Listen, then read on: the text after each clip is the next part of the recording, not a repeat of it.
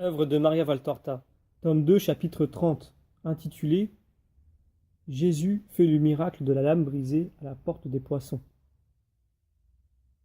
Vision du 31 décembre 1944. Je vois Jésus marcher tout seul sur un chemin ombragé, on dirait dans une fraîche petite vallée bien arrosée. Je dis une petite vallée car elle est légèrement encaissée entre deux hauteurs, et au centre coule un petit cours d'eau. À cette heure matinale, l'endroit est désert. Le jour doit à peine pointer. Une belle journée sereine d'un début d'été.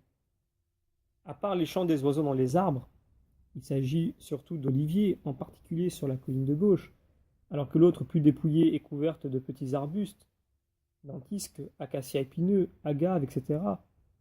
Bref, à part ces chants et le triste roucoulement des tourterelles sauvages qui font leur nid dans les fissures d'une colline plus aride, on n'entend rien. Le petit torrent lui-même, dont les eaux peu abondantes ne coulent qu'au centre de son lit, semble ne faire aucun bruit et passe en réfléchissant dans ses eaux la verdure qui l'entoure et lui donne une couleur d'émeraude foncée. Jésus franchit un petit pont rudimentaire, un tronc à moitié équarri jeté sur le torrent sans garde-fou, sans rien pour se protéger, et il continue son chemin sur l'autre rive. On voit maintenant des murs et des portes. Des marchands de légumes et de victuailles se pressent devant les portes encore fermées pour entrer dans la ville. Les ânes braient et se bagarrent. Leurs propriétaires eux-mêmes ne plaisantent pas. Insultes et même coups pleuvent non seulement sur l'échine des ânes, mais aussi sur les têtes des hommes.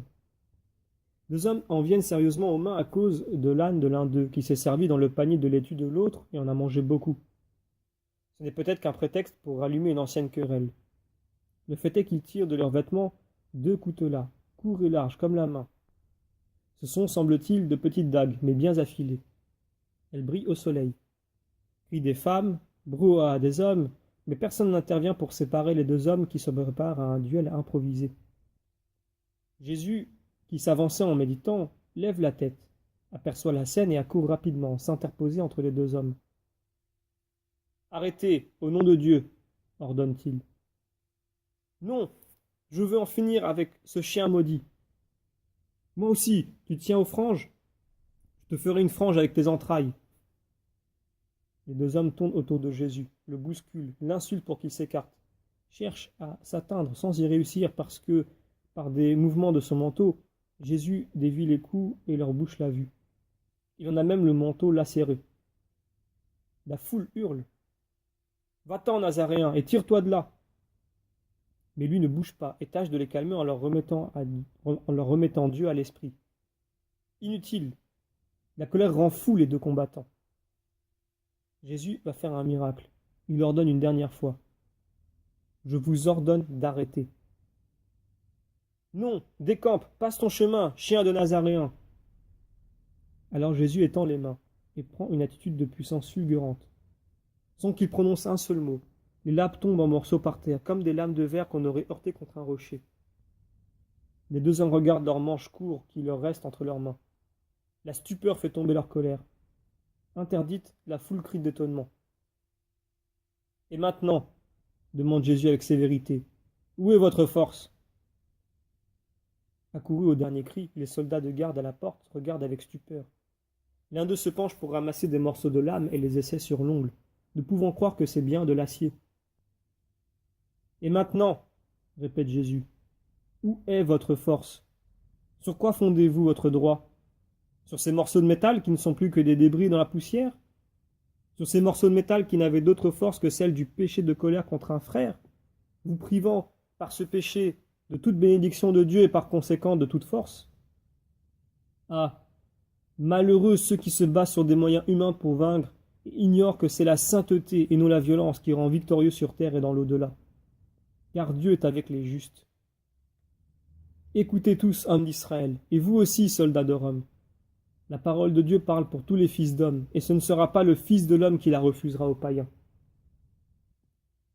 Le second commandement du Seigneur est celui de l'amour du prochain. Dieu est bon et veut que la bienveillance règne entre ses fils. Celui qui manque de bienveillance envers son prochain ne peut se dire fils de Dieu ni avoir Dieu avec lui. L'homme n'est pas un animal sans raison qui attaque comme si la proie lui était due. L'homme possède une raison et une âme. Par la raison, il doit savoir se conduire en homme. Par l'âme, il doit savoir se conduire en saint. Celui qui n'agit pas ainsi se place plus bas que les animaux. Il s'abaisse jusqu'à embrasser les démons, car il leur livre son âme par le péché de colère. Aimez, je ne vous dis pas autre chose. Aimez votre prochain comme le Seigneur Dieu d'Israël le veut. Ne soyez pas du sang de Caïn.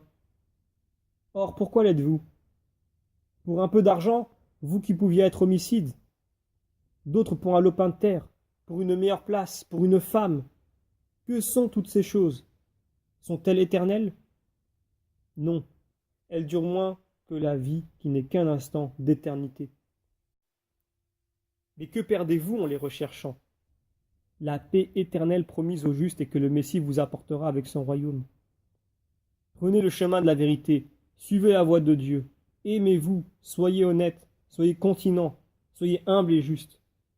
Allez et méditez. Qui es-tu, toi qui dis de telles paroles et dont la volonté brise les épées?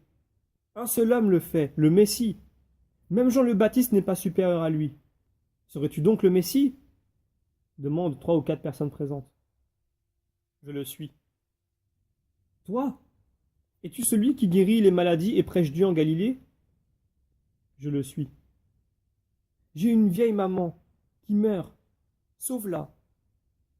Et moi, tu vois, je suis en train de perdre mes forces sous les souffrances. J'ai des enfants encore tout petits. Guéris-moi. Rentre chez toi. Ce soir, ta mère te préparera le repas. Quant à toi, sois guéri, je le veux. La foule pousse un cri, puis elle demande. Ton nom, ton nom. Jésus de Nazareth. Jésus, Jésus, Hosanna, Hosanna. La foule est en allégresse. Les ânes peuvent bien faire ce qu'ils veulent. Personne n'a plus cure. Des mères accourent de l'intérieur de la ville. Manifestement, la rumeur s'est répandue. Elles lèvent leurs bébés. Jésus les bénit et sourit. Il cherche à fendre la foule, le cercle des gens qui l'acclament pour entrer en ville et aller où il veut. Mais la foule ne veut rien savoir. Reste avec nous en Judée, en Judée. Nous sommes fils d'Abraham, nous aussi, crie-t-elle. Maître, c'est Judas qui survient. Maître, tu m'as devancé, mais que t'arrive-t-il? Le rabbi a fait un miracle. Pas qu'en Galilée, non, mais ici. C'est ici avec nous que nous le voulons. Tu le vois, maître, tout Israël t'aime. Il est juste que tu restes ici aussi. Pourquoi t'en aller? Je ne me dérobe pas, Judas. C'est exprès que je suis venu seul, pour que la rudesse des disciples galiléens ne heurte pas la finesse des Judéens. Je veux rassembler toutes les brebis d'Israël sous le sceptre de Dieu. C'est pour cela que je t'ai dit, prends-moi. Je suis Judéen et je sais comment prendre mes concitoyens. Tu resteras donc à Jérusalem? Quelques jours, pour attendre un disciple judéen, lui aussi. Je parcourrai la Judée. Ah, je viendrai avec toi, je t'accompagnerai. Tu viendras dans mon village, je t'emmènerai chez moi. Tu viendras, maître? Je viendrai. Toi qui es judéen et vis près des puissants, ne sais-tu rien sur Jean-Baptiste? Je sais qu'il est encore en prison, mais qu'ils veulent le libérer, car la foule menace de se révolter si on ne lui rend pas son prophète. Tu le connais? Je le connais. Tu l'aimes? Que penses-tu de lui? Je pense que personne ne fut plus grand que lui. Il est l'égal d'Élie. Le considères-tu vraiment comme le précurseur? Oui, il l'est. C'est l'étoile du matin qui annonce le soleil. Heureux ceux qui se sont préparés à la venue du soleil grâce à sa prédication. Jean est bien sévère. Pas plus pour les autres que pour lui. C'est vrai, mais il est difficile de le suivre dans sa pénitence. Toi, tu fais preuve de plus de bonté, et il est facile de t'aimer. Et pourtant, maître, pourtant, de même qu'on le hait pour son austérité, on me haïra pour ma bonté. Parce que l'une et l'autre annoncent Dieu. Or, les méchants haïssent Dieu. Mais il est écrit qu'il en sera ainsi. Comme il me précède dans la prédication, il me précédera dans la mort. Malheur pourtant aux assassins de la pénitence et de la bonté. Pourquoi, maître, as-tu toujours ces tristes pressentiments? La foule t'aime, tu le vois.